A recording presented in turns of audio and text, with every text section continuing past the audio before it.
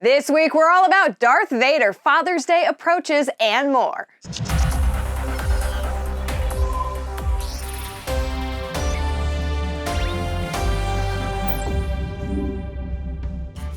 Why did Anakin quit his job as a Jedi?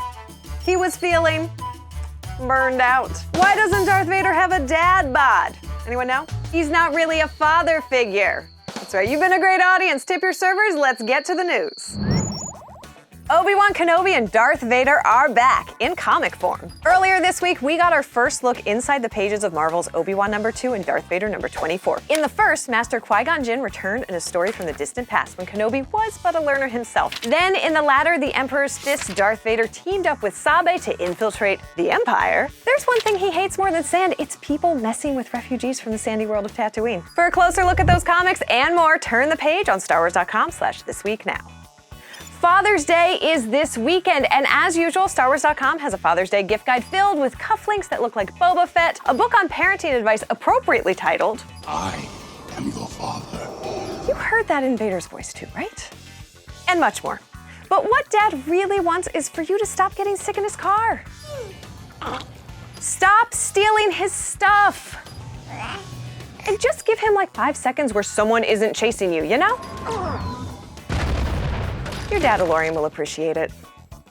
And of course, new Obi-Wan Kenobi yesterday, but maintaining our own fortress, non-spoilers, we're going to pretend yesterday's episode doesn't even exist and focus on part 4 from last week. If you still haven't watched it, move along to the timestamp below.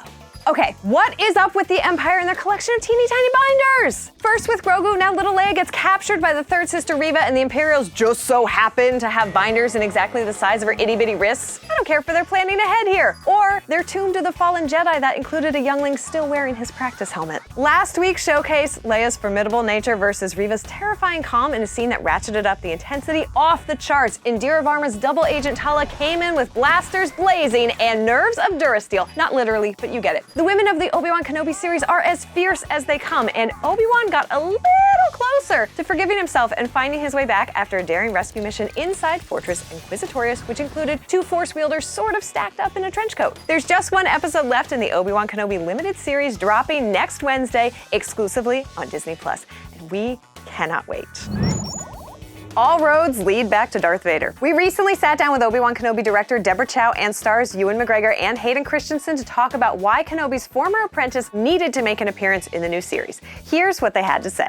You know, obviously it's not something you do lightly, and we really didn't want to do it just for the sake of doing it. It was something that we really thought about, we discussed at length, and I think where it essentially came out of is, we're looking at the character of Obi-Wan, we're looking at who's important to him, what's been important in his life, and all roads end up pointing back to Revenge of the Sith and Anakin, Vader. So it just sort of felt organic that this would be part of this story because we were coming into this story with so much weight from that. What have you become? I am what you made me.